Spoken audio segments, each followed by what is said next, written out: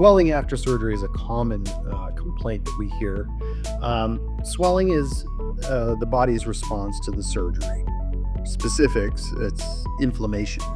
Now, we could do a lot of things to control inflammation. Some of these, the over-the-counter non-steroidal anti-inflammatory medications. Some of these things are like modalities such as icing. But swelling is something that we do contend with, and we see it peak about 4 days after surgery. So it's not uncommon for us to go through the surgery on a Monday, and early in the weekend we get a phone call about somebody's swelling.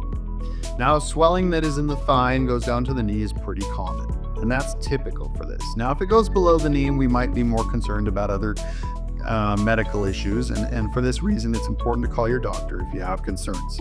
But just know that swelling is a common thing that we see, and it typically peaks about day 4.